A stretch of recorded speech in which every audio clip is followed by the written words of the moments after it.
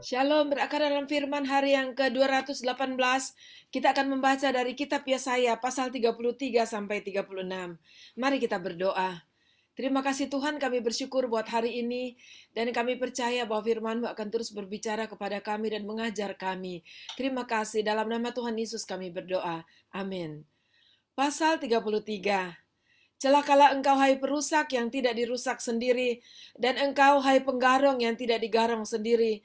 Apabila engkau selesai merusak, engkau sendiri akan dirusak.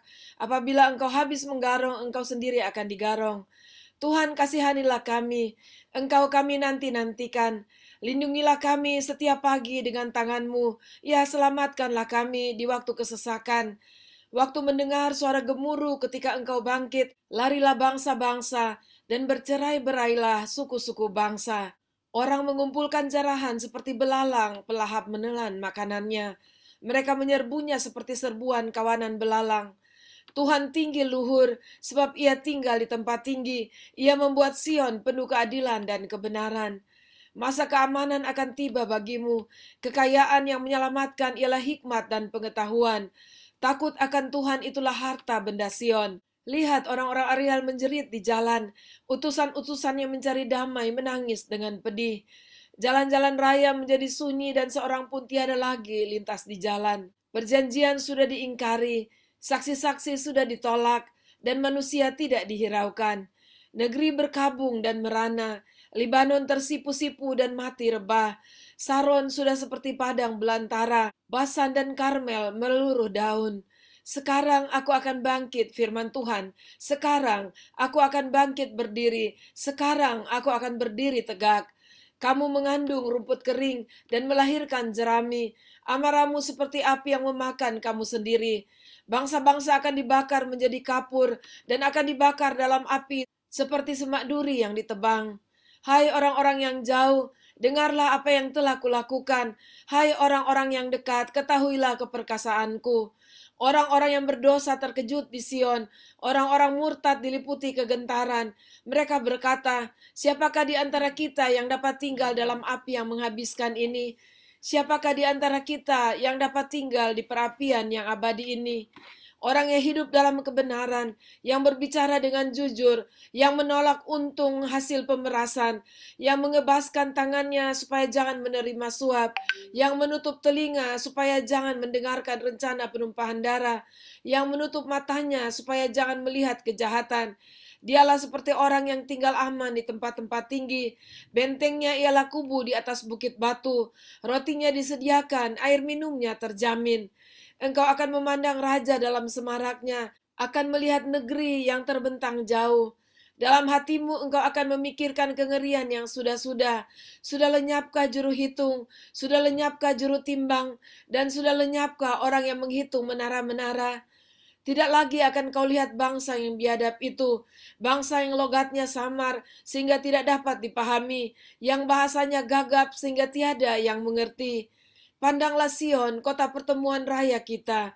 Matamu akan melihat Yerusalem, tempat kediaman yang aman, kemah yang tidak berpindah-pindah, yang patoknya tidak dicabut untuk seterusnya, dan semua talinya tidak akan putus.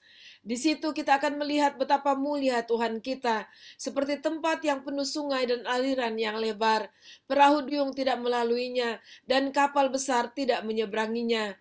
Sebab Tuhan ialah hakim kita, Tuhan ialah yang memberi hukum bagi kita. Tuhan ialah Raja kita.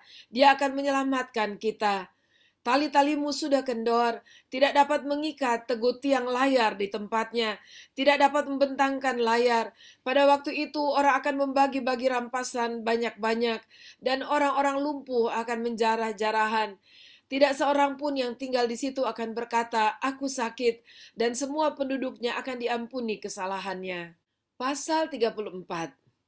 Marilah mendekat, hai bangsa-bangsa, dengarlah dan perhatikanlah, hai suku-suku bangsa. Baiklah bumi serta segala isinya mendengar, dunia dan segala yang terpancar daripadanya. Sebab Tuhan murka atas segala bangsa, dan hatinya panas atas segala tentara mereka. Ia telah mengkhususkan mereka untuk ditumpas dan menyerahkan mereka untuk dibantai. Orang-orangnya yang mati terbunuh akan dilemparkan, dan dari bangkai-bangkai mereka akan naik bau busuk. Gunung-gunung akan kebanjiran darah mereka. Segenap tentara langit akan hancur, dan langit akan digulung seperti gulungan kitab. Segala tentara mereka akan gugur seperti daun yang gugur dari pohon anggur, dan seperti gugurnya daun pohon ara. Sebab pedangku yang di langit sudah mengamuk. Lihat, ia turun menghakimi Edom, bangsa yang dikhususkan untuk ditumpas. Tuhan mempunyai sebilah pedang yang berlumuran darah dan yang penuh lemak, yaitu darah anak-anak domba dan kambing-kambing jantan, dan lemak penyembelihan korban di Bosra, dan pembantaian besar di tanah Edom. Banteng-banteng akan rebah mati bersama-sama domba dan kambing itu, dan lembu-lembu jantan yang muda bersama-sama lembu-lembu jantan yang gagah. Seluruh negerinya diresapi oleh darah, dan tanah mereka penuh dengan lemak. Sebab Tuhan mendatangkan hari pembalasan dan tahun pengganjaran karena perkara Sion. Sungai-sungai Edom akan berubah menjadi ter, dan tanahnya menjadi belerang. Negerinya akan menjadi ter yang menyala-nyala. Siang dan malam negeri itu tidak akan padam-padam, asapnya naik untuk selama-lamanya. Negeri itu akan menjadi reruntuhan turun-temurun, tidak ada yang melintasinya untuk seterusnya. Burung undan dan landak akan mendudukinya, burung hantu dan burung gagak akan tinggal di dalamnya. Tuhan menjadikannya campur baur dan kosong, tepat menurut rencananya. Jin-jin akan diam di dalamnya, dan para pemukanya akan tidak ada lagi. Tidak ada lagi di sana yang dimaklumkan sebagai raja, dan semua pemimpinnya sudah lenyap.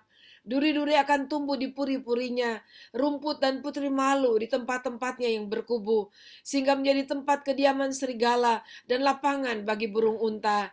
Di sana berpapasan binatang gurun dengan anjing hutan, dan jin bertemu dengan temannya. Hantu malam saja ada di sana dan mendapat tempat perhentian.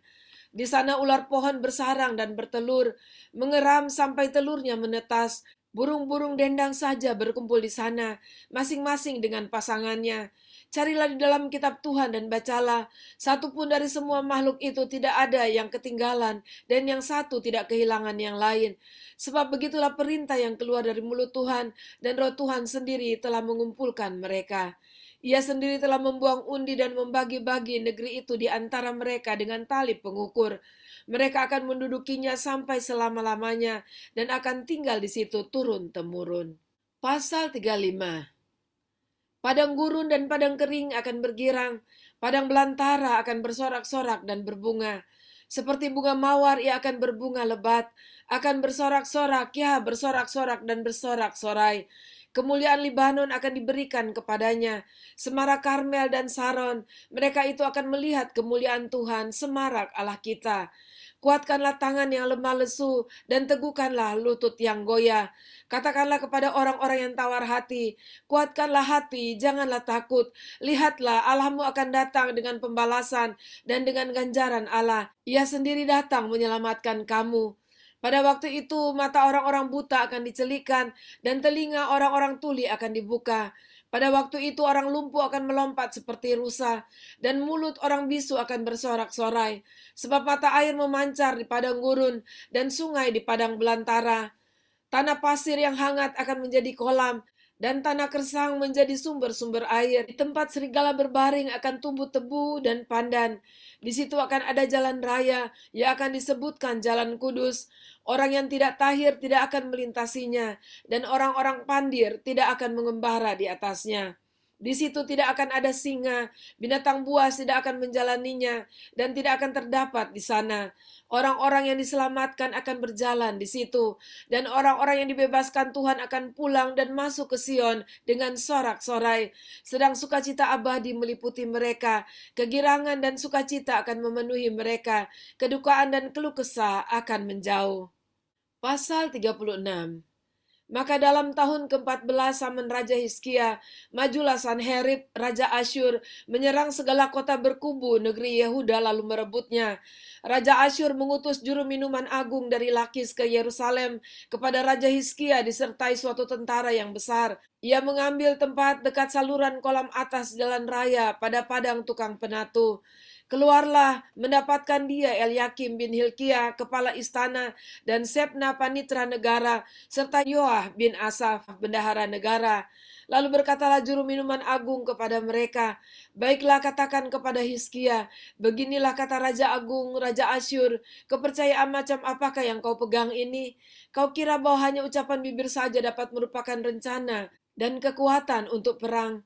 Sekarang kepada siapa engkau berharap, maka engkau memberontak terhadap aku.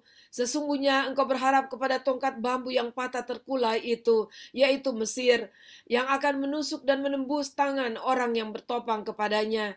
Begitulah keadaan Firaun, Raja Mesir, bagi semua orang yang berharap kepadanya.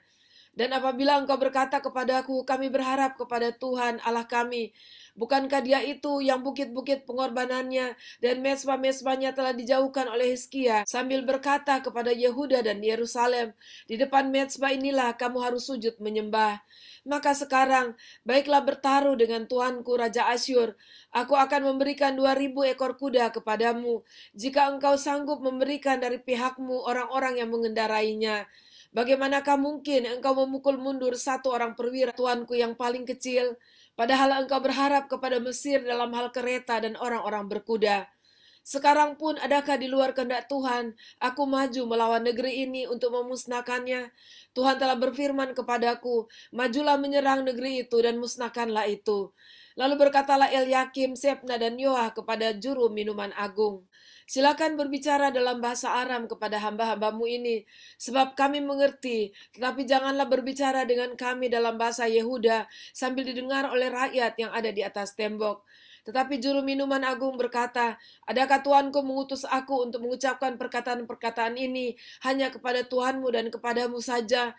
Bukankah juga kepada orang-orang yang duduk di atas tembok, yang memakan tahinya dan meminum air kencingnya bersama-sama dengan kamu? Kemudian berdirilah juru minuman agung dan berserulah ia dengan suara nyaring dalam bahasa Yehuda. Ia berkata, dengarlah perkataan Raja Agung, Raja Asyur.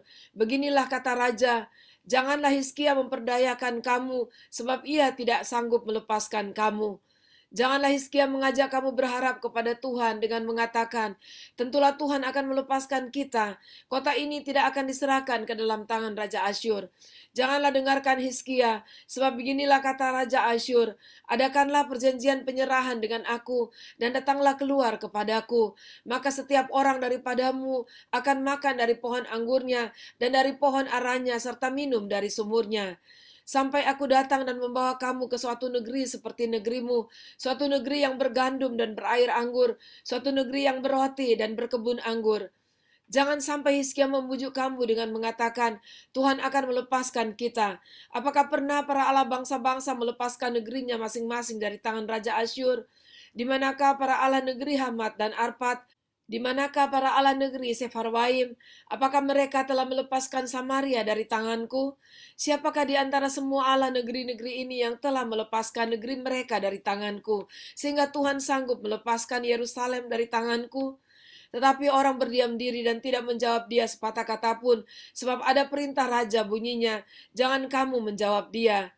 Kemudian pergilah Eliakim bin Hilkiah, kepala istana, dan Sebna, panitera negara, dan Yoah bin Asaf, bendahara negara, menghadap Hizkia dengan pakaian yang dikoyakkan, lalu memberitahukan kepada raja perkataan juru minuman agung. Demikianlah pembacaan dan pendengaran firman kita pada saat ini. Dan kita melihat apa yang dikatakan oleh Tuhan melalui Nabi Yesaya di dalam pemerintahan Raja Hizkia. Bagaimana Allah mengganjar setiap perbuatan-perbuatan dosa umatnya.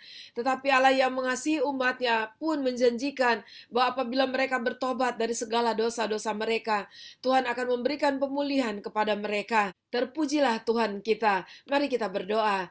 Terima kasih Tuhan buat anugerah dan kasih karunia-Mu yang Tuhan berikan kepada kami, dan pengharapan untuk pengampunan dan keselamatan di dalam Engkau pada saat kami datang dalam pertobatan dan memohon ampun atas segala pelanggaran dan dosa kami. Dan biarlah kami tetap setia untuk melakukan kebenaran dan hidup benar di dalam Engkau, di dalam nama Tuhan Yesus. Amin. Puji Tuhan, sampai jumpa besok. Tuhan Yesus memberkati.